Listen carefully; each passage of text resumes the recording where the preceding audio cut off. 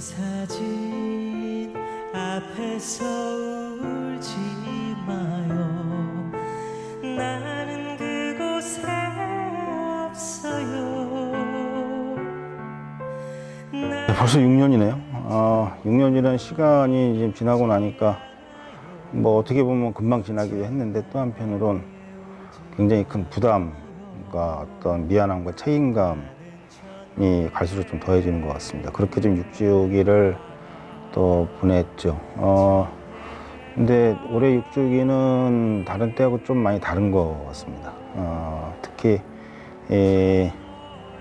저희들이 시민들과 함께 6년 동안 또 싸울 때 같이 싸우고 또 울 때 같이 울고 했던 이유는 딱 하나였잖아요. 이제 진상규명을 하겠다고 하는, 그래서 안전한 사회를 만들겠다고 하는 그 약속과 다짐이었는데,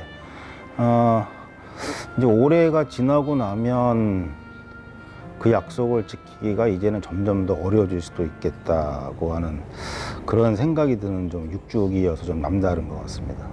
그래서 어떻게 하면 이제 7주기 되기 전에 우리 부모들이 아이들과 그리고 또 시민들이 아이들과 했던 그 약속을 지킬 수 있을까, 이제 그런 고민이 좀 더 커진 좀 6주기였던 것 같아요. 예.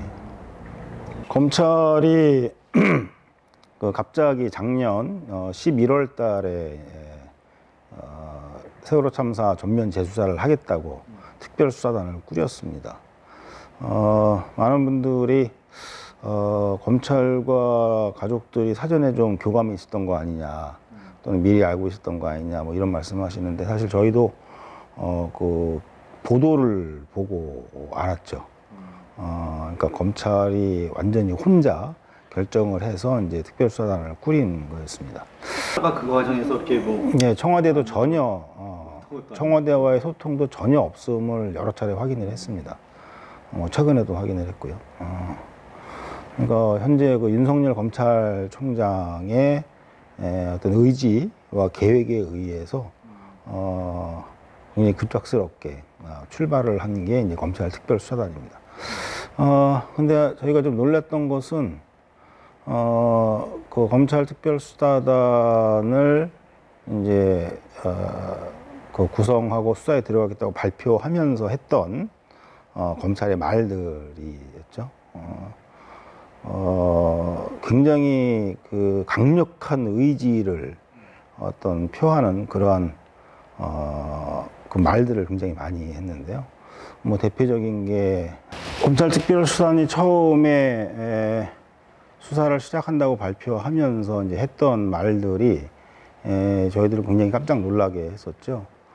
백서를 쓰는 심정으로, 또 기소를 전제하지 않고, 그리고 유가족들이 여한이 없도록, 그리고 이번 수사가 마지막 세월호 참사 수사가 되게 하겠다, 이런 말들을 막 쏟아냈어요. 그런데 아무리 검찰이 수사의 의지가 강하다고 해도 어떤 피해자의 입장에서 할 수 있는 말들을 그렇게 막 이렇게 얘기하는 게 쉬운 일은 아니라고 보거든요.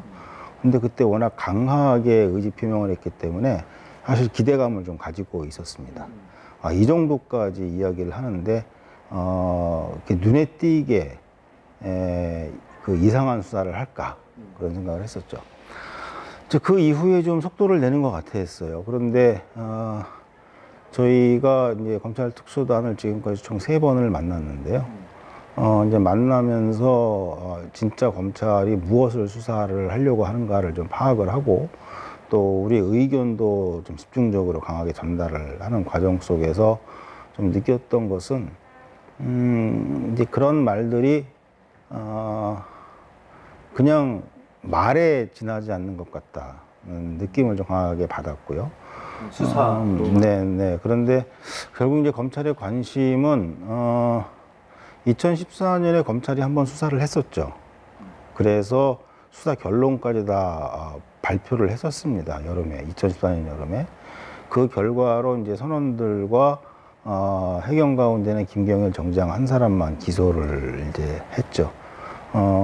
그게 검찰 입장에서는 세월호 참사 수사를 다 끝낸 거였어요. 그리고 그 이후에 수사의 필요성을 계속 이야기할 때마다 반복적으로 수사 다 했다. 더 할 거 없다는 것이었고, 특별히 작년 5주기 즈음에서 저희들이 특별수사단 설립을 요청을 했을 때에 검찰의 입장이 청와대에 전달한 검찰의 입장이 무엇을 더 수사를 해야 되느냐, 수사 계획이 없다, 우린 다 했다, 그런 입장을 계속 몇 년 동안 견지하고 있었단 말이죠.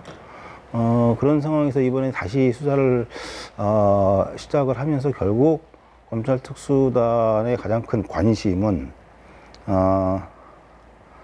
2014년에 했던 수사에 대해서 사람들이 지적한 문제, 그리고 꼬리 자르기, 외압에 굴복한 수사였다. 그래서 다 무혐의 처리하고 기소 안 하고 김경일만 기소한 거다라고 하는 비판을 좀 상쇄하기 위한 예, 그런 식의 수사에 가장 큰 관심이 있었다. 그래서 지난 2월 달에 그 전 해경청장 김석균을 비롯한 11명의 당시 해경 고위층 인사들을 다 기소를 했죠. 결국 검찰 특수단은 거기까지가 애초 세월호 참사 수사 재수사의 목표가 그거였지 않았는가 생각을 좀 합니다. 처음에 원래 목표는 요구했던 건 그 정도 수준의 수사는 진상규명이 아니라는 걸 명확하게 했고, 그리고 구체적으로 12가지의 수사 과제를 전달을 했고, 그리고 피해자들이 요구한 수사 과제는 모두 다 들여다보겠다고 하는 약속을 받아 냈고, 거기 하나 더 나가서 이제 사회적 참사 특조위가 수사 요청한 건은 아주 철저하게 잘 들여다보겠다고 하는 약속까지 같이 이제 받아냈죠. 그런데 이제 그 이후에 뭐 여러 가지 과정이 있었습니다. 결론적으로 놓고 보면 1월 말에 마지막으로 만났을 때 검찰 특수단이 저희한테 그렇게 얘기를 했어요. 6월 달에 수사 결과 발표를 할 것이다. 이제 그 말은 수사를 끝낸다는 이야기입니다. 예. 그리고 그때가 1월 말이었는데요. 이제 곧 총선에 들어가기 때문에 선거에 영향을 주면 안 되므로 매우 조용히 뭐 사람을 막 불러 소환한다든가 뭐 어디 압수수색을 한다든가 이런 거는 하면 선거에 영향을 주니까 못하고 내부적으로 조용히 검토하고 수사하는 거 하다가 총선이 끝나면 본격적으로 수사에 들어갈 것이다. 이렇게 두 가지 이야기를 하더란 말이죠. 해경 11명을 추가 기소하면서 그 혐의의 경비니권은 완전히 다 빠졌습니다. 그러니까 이제 이게 결국엔 저희들한테 결정적으로 현재 검찰 특수단을 믿기가 어렵다, 신뢰하기 어렵다, 과연 수사에 의지가 있는 것이냐라는 그런 질문을 좀 하게 만든 거죠.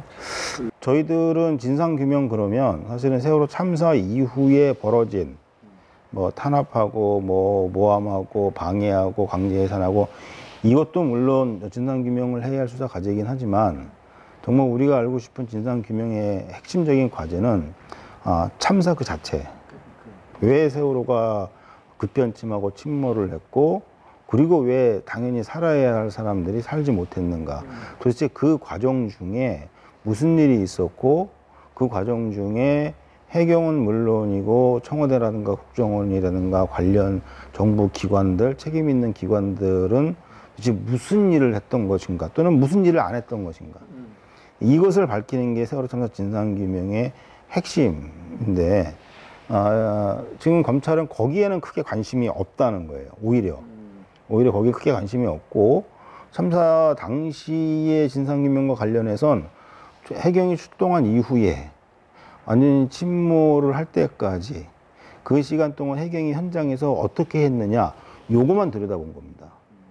근데 저희들이 문제 제기를 하는 건 현장에 출동한 해경, 그리고 그 해경을 지휘한 해경 수뇌부들에 대한 책임을 묻는 건 1차적으로 당연히 중요하고, 더 나아가서 해경을 넘어서는 정부, 즉, 뭐 그 위에 뭐 해수부라든가 또는 국정원이라든가 청와대라든가 컨트롤 타워의 역할을 했어야 했던 그 정부, 그 사람들은 도대체 무슨 일을 했던 것인가까지 함께 밝혀져야 한다는 것이죠.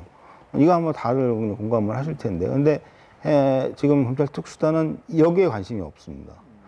우리는 그냥 현장에 출동한 해경들이 무엇을 잘못했는지 우리는 발견해서 기소했으니 구조 문제는 이미 다 해결이 된 거다. 진상규명이 된 거다. 이런 입장을 가지고 있다는 것이죠. 근데 반면에 처음부터 지금까지 지대하게 관심을 갖고 있는 건 뭐냐면 세월호 참사 이후에 이전 정부가 세월호 참사 진상규명을 방해하고 피해자들을 탄압하고 했던 그 과정 속에서 벌어졌던 일들 그리고 그 책임 여기에는 지금 굉장히 많은 관심을 갖고 있어요. 타겟은 결국엔 누구한테 갈 수밖에 없냐면 뭐 당연히 박근혜 정점에 있지만 한편으로는 김기춘, 그 다음에 황교안 이런 사람들이 타겟으로 되어 있고요. 그래서 실제로 며칠 전에 검찰이 그 압수수색을 한 것도 결국 이전 정부의 청와대가 그리고 관련된 여러 부처들이 어떻게 일기 특조위를 강제 해산시켰는가 이것을 들여다보겠다는 거거든요. 근데 재밌는 건 이 수사도 이미 검찰이 끝냈습니다. 한참 전에. 그래서 이미 기소를 했고요. 그리고 재판도 1심이 끝났습니다. 거기에 김기춘이 기소됐고 조윤선이 기소됐고 우병우 그 당시 해수부 장관들 차관들 이런 사람들 다 기소해서 검찰이 스스로 수사해서 기소해서 재판이 1심까지 끝났어요. 거기서 그 모든 사람들이 다 유죄로 유죄 선고를 받았는데 대신 집행유예 선고를 받았고요. 그 다음에 딱 한 사람만 혐의와 무혐의로 무죄로 판결이 났고 그랬죠. 근데 자기들이 수사해서 기소해서 1심까지 끝난 그 사건을 지금 오히려 먼저 또 들여다보겠다고 하는 거죠. 이건 굉장히 이례적인 현상이라서 이거는 굉장히 그쪽에 좀 관심을 많이 갖고 있다. 의도가 뭘까요, 진짜? 그래서 그 의도를 뭐 섣불리 말하기는 어려운데요. 이제 중요한 건 어쨌든 그 수사의 대상이 되는 사람들이 단순히 이전 정부에 있던 사람들뿐만이 아니라 현재에도 상당히 어떤 중요한 포지션과 영향력을 갖고 있는 사람들이 대거 여러 사람이 포함이 되어 있거든요. 뭐 대표적인 게 황교안이라든가. 그런 것이 검찰 입장에서는 굉장히 매력적으로 느껴질 수 있지 않았을까 이런 생각이 좀 들고요. 근데 그럼에도 불구하고 어찌됐든 그 의도가 뭐냐 이거는 뭐 이제 추측이니까 거의 그 정도만 얘기하면 될 것 같은데 결국 우리 입장에서는 지금 특수단은 그 수사를 할 때가 아니다라는 게 제 입장이라는 거예요. 그거 당연히 해야죠. 당연히 해야 되고 더 해야 되는 건 맞지만 지금 당장 특수단이 내년 4월 달에 7년짜리 공소시효 만료를 앞두고 있는 시점에 지금 당장 해야 될 거는 구조와 관련해서 해경을 넘어서서 그 당시에 청와대와 국정원이 어떠한 역할을 했는지를 밝혀내는 것. 왜 컨트롤 타워 역할? 예. 그리고 실제로 뭐 박근혜 보통 7시간 이렇게 표현을 하는데 정확히 말하면 박근혜 개인뿐만이 아니라 그 당시 청와대의 7시간, 8시간이라고 보는 게 정확하거든요. 또 하나 중요한 것은 세월호가 그렇게 급변침하고 침몰하게 된 이유를 지금 우리는 몰라요. 검찰도 사실은 그거 수사 끝냈습니다. 그때는 뭐 과적, 뭐 구박불량, 선원들의 조타미수 이게 사실은 세월호를 급변침시키고 침몰하게 만든 이유였다 이렇게 발표를 했지만 그 이후에 선체조사위나 또는 지금 사참이나 또는 관련 여러 전문가들이 분석을 해보면 그것 때문에 세월호가 급변침하고 침몰하는 사고가 일어났을 가능성은 그렇게 높지 않은 것 같다.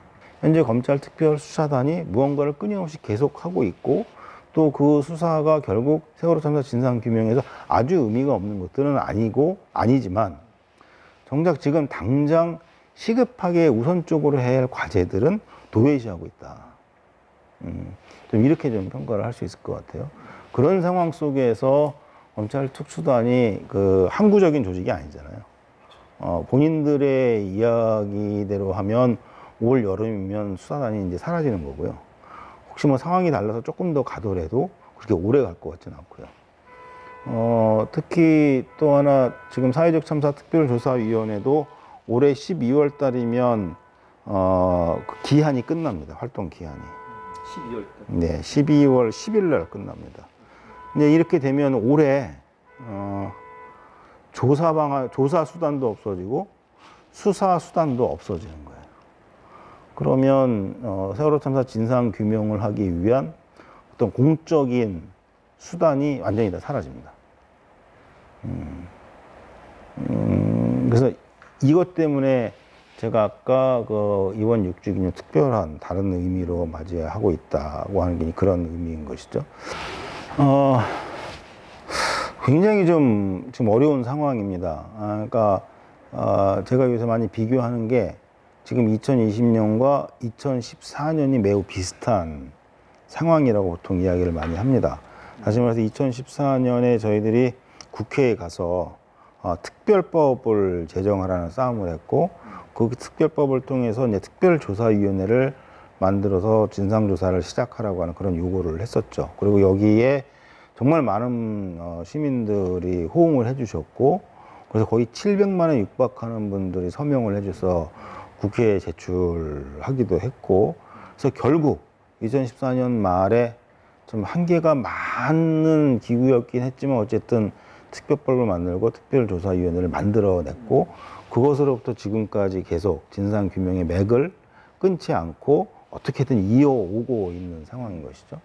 그런데 그 진상규명 맥이 올해 끊어져 버리거든요.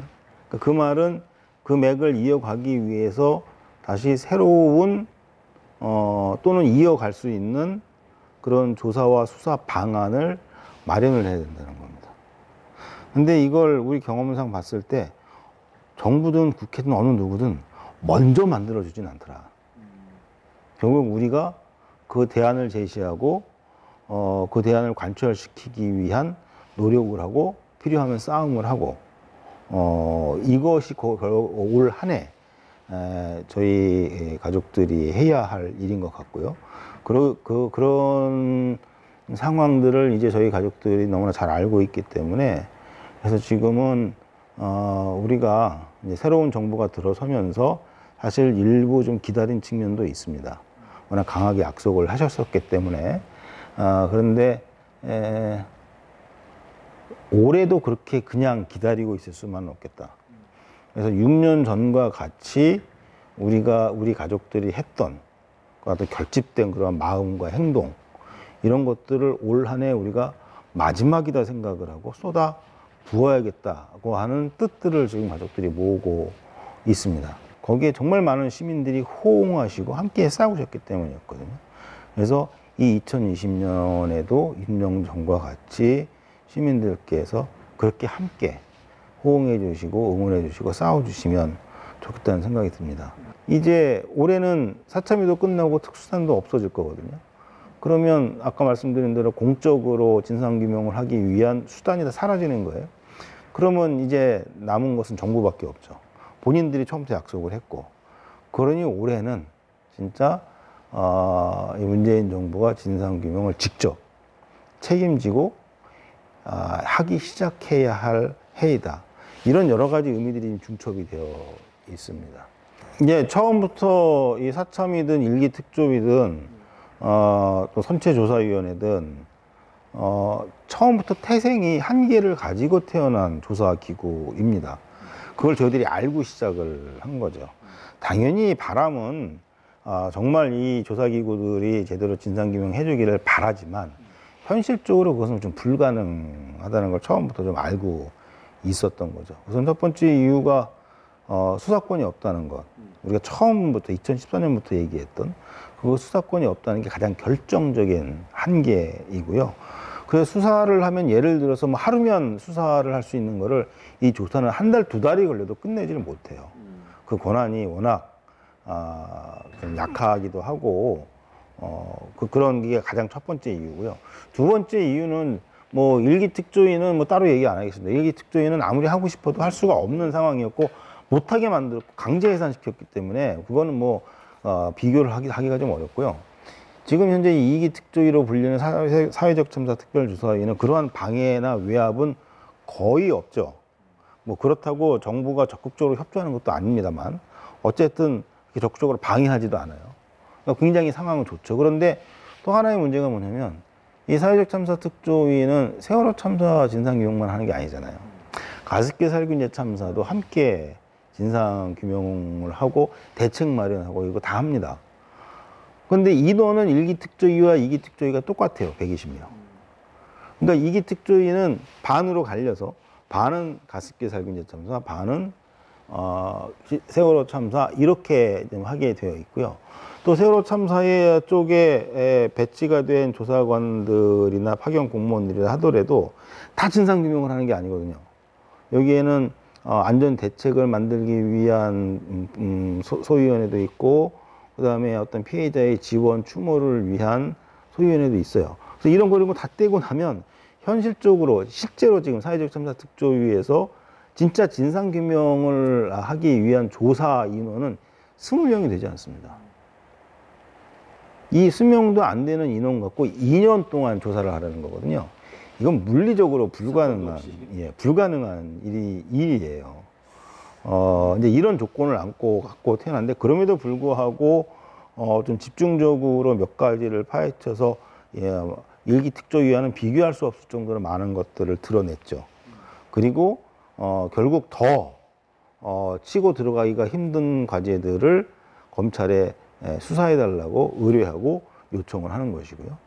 그러니까 이 단계에서 검찰이 정말 적극적으로 공조를 하면서 조사한 것들을 받아서 적극적으로 수사로 이어간다고 그러면 굉장히 좋은 그림일 수가 있는데, 뭐 차선책이긴 하지만, 근데 이것도 지금 원활하게 되고 있지 않다는 것. 뭐 대표적인 예가 경비니 건이라든가, 뭐 DVR 수거 과정의 의혹이라든가 이런 것들이 원활하게 공조가 되지 않아서 거의 진행이 되고 있지 않거나, 또는 아예 진행을 포기하거나, 또는 그 의지가 별로 없어 보거나 이런 일들만 계속 보이고 있는 거죠. 그래서 그럼 도대체 그럼 조사를 어떻게 해야 된단 말이냐? 그렇다고 지금 갑자기 뭐 다른 조사기구를 만들었다고 그래서 거기다 막 수사권을 줄 것 같지도 않은데 도대체 어떻게 하는 얘기냐? 저희가 이 3번의 특별조사위원회를 거치면서 뼈저리게 느낀 것은 세월호 참사뿐만이 아니라 이후에 또 다른 사회적인 재난 참사가 또 혹시 일어난다고 하면 또 이런 진상규명을 해야 할 어떤 상황들이 올 수가 있는데, 이제는 앞으로는 국회에서 만드는 특별조사위원회 같은 건 하지 말자, 이런 결론을 좀 내리고 있습니다. 이게 뭐냐면 이 국회에서 특별법을 만들고 거기에 따라서 특별조사위원회를 만들 때에 그 조사위원회의 위원 구성을 이 국회 각 정당들이 추천을 해서 하잖아요. 세월호 참사 같은 경우엔 세월호 참사의 범인 내지는 세월호 참사의 책임이 있거나 또는 그런 상황들을 방조했던 그런 혐의가 있는 정당, 그 당시에 새누리당, 이 정당의 위원들을 추천할 권한을 갖고 들어오는 거예요. 그러니까 결국 특별조사위원회 내에서도 추천된 그 추천인 또는 추천 정당의 그 입장이라든가 성향에 따라서 위원회 내에서 똑같이 여야 싸움이 벌어지는 겁니다.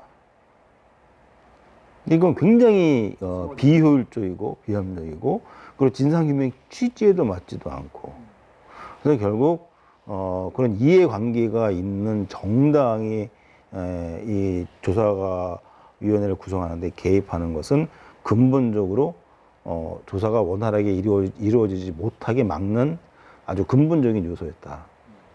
그래서 이런 거는 이제 더 이상 하지 말아야 되겠다. 그럼 뭘 할 거냐? 지금 문재인 정부가 처음부터 약속했던 것을 하면 됩니다. 조사를 하는 건 뭐 수사도 당연히 수사하는 검찰도 행정부의 소속이니까요. 그러나 어쨌든 조사만 놓고 보더라도 이거는 국회의 동의가 필요 없습니다. 근데 지금 정부는 세월호 참사 자체의 책임으로부터 굉장히 거리가 멀죠. 그러나 정부기 때문에 진상규명의 책임은 그대로 이어받았습니다. 그러면 이전 정부보다는 훨씬 더 적극적으로 눈치 안 보고 제대로 진상조사를 할 수 있다. 그래서 이제 이번 6주기에 저희가 이번 문재인 정부에 특별히 요구하는 것은 뭐냐면 아주 간단합니다. 두 가지.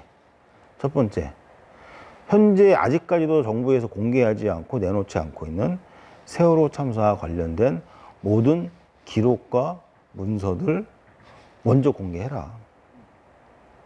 그 중에 하나가 국가기록원에 지금 봉인되어 있는 대통령 기록물인데, 이거는 사실은 검찰이 압수수색을 하거나 국회가 의결을 해야만 공개가 가능하거든요. 근데 이거는 이제 국회에다 별도로 요구를 했고요. 근데 대통령 기록물 아니더라도 국정원 기록이라든가 정보기관의 기록들, 또는 뭐 군의 해군도 굉장히 밀접히 관련이 있었기 때문에 해군 또 공군의 기록들, 그다음에 관련된 부처들의 어떤 기록들은 아직까지 정부가 먼저 내놓은 적은 한 번도 없어요.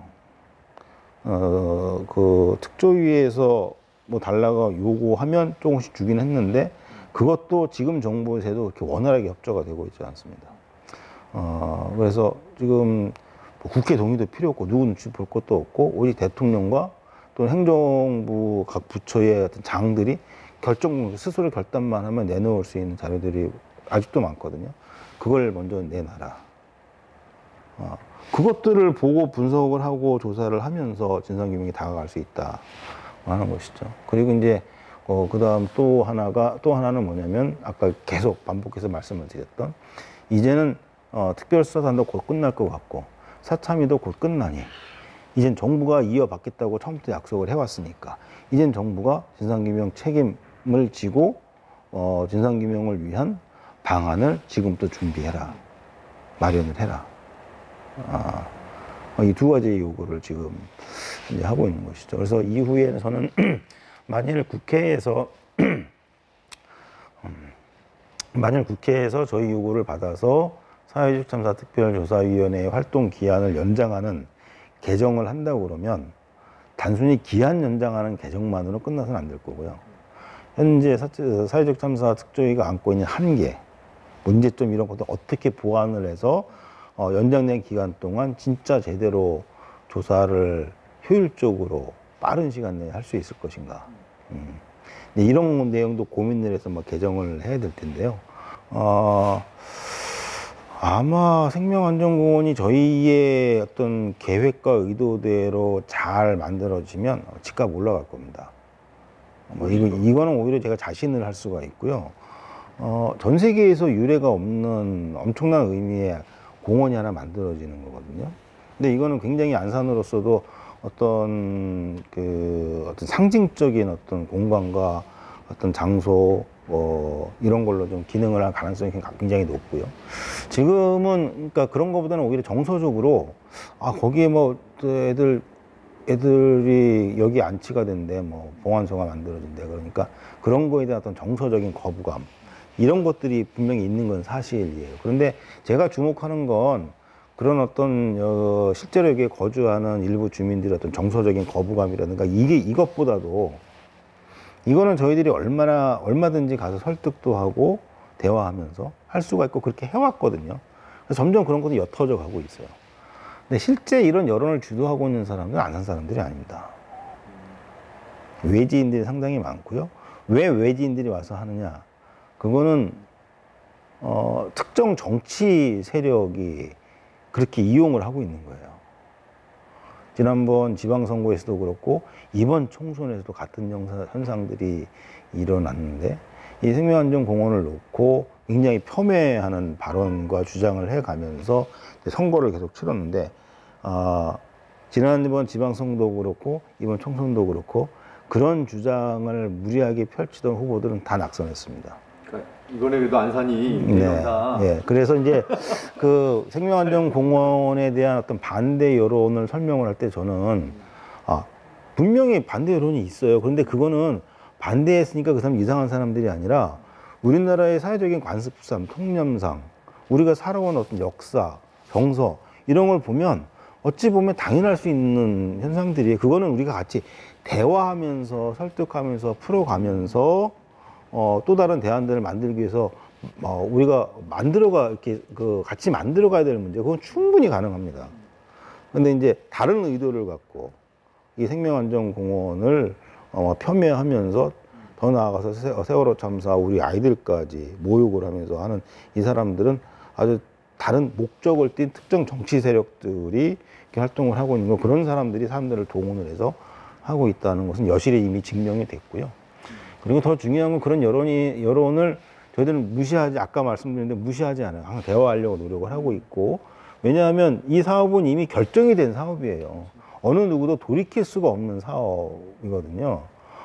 그러면 저희들은 어느 누구도 이거는 다시 원점으로 못 돌리니까 마음대로 해, 우리는 알아서 할게, 이럴 수는 없다는 거예요. 왜냐하면 이 안에서 우리 아이들이 와서 이걸 중심으로 우리 안산이 새로운 공동체로 이제 거듭나자라고 하는 또 다른 원대한 목표가 있기 때문에 같이 살아가야 될 사람들이니까 그런 과정을 통해서 충분히 극복이 가능하다고 보고요. 현재 생명안전 진척 상황을 보면 지금 현재는 그 디자인 설계 공모를 위한 준비 작업을 하고 있습니다.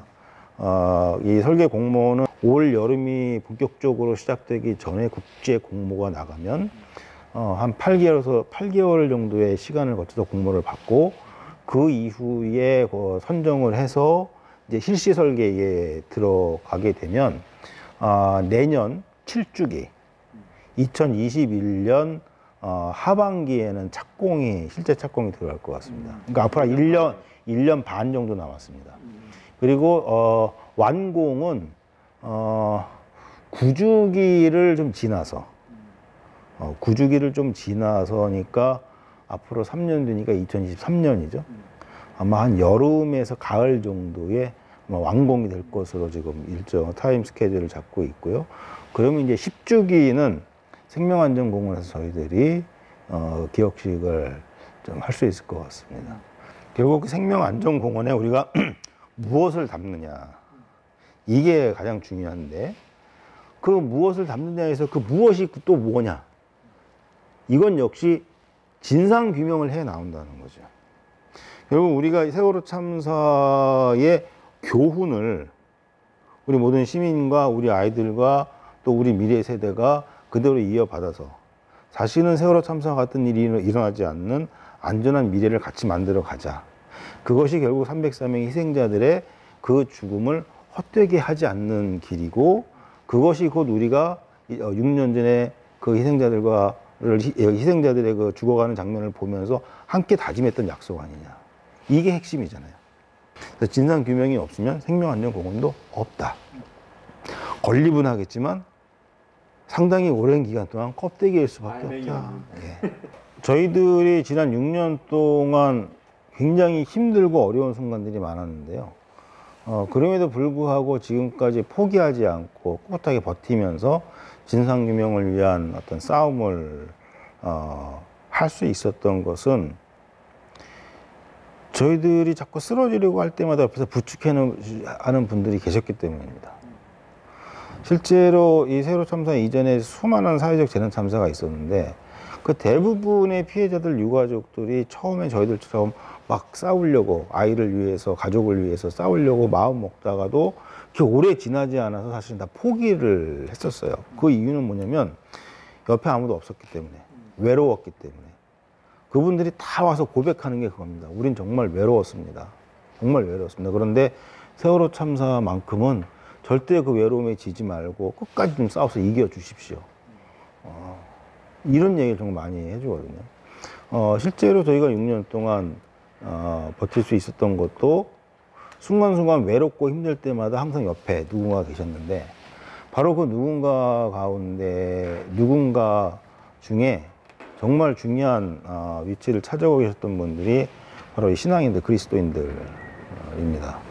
그리스도인들은 단순히 어떤 사회적인 어떤 의식이라든가 이런 것도 물론 있겠지만, 여기 하나 더 해줘서 어떤 그 신앙적인 신념, 이게 하나가 더 있는 거 아닙니까? 믿음. 그 믿음 때문에 우리가 순교의 역사를 우리가 보는 거 아닙니까? 순교하시는 뜻은 아닙니다. 그 정도로 또 다른 그리스도인이 갖고 있는 또 다른 어떤 무기가 있다는 것이죠. 그것을 갖고 계속 저희들과 함께 같은 현장을 지켜주시기를 간절히 부탁을 드립니다. 광화문 광장에서 끊임없이 함께 예배드리고 기도회를 하고 생명안전공원 그렇게 많은 사람들이 와서 막 깃발 들고 반대를 하더라도 그 소음 속에서도 함께 예배를 드리면서 그 현장을 지켜주신 그런 그리스도인들이 계셨기 때문에 저희들이 계속 꿋꿋이 버티고 앞으로도 계속 그렇게 싸워나갈 수 있겠다. 그 그리스도인들만이 할 수 있는 현장에서 함께 그 현장을 지키면서 함께 서로 기대는 그 믿음, 그 신념, 그것이 계속 저희들 곁에 있다면 저희들은 아마 내년 7주기 전에 진상규명도 완수하고 생명안전공원도 완공하고 그래서 우리 모두가 함께 바랬던 그 미래 아주 가까운 시간 내에 이룰 수 있다고 확신을 합니다.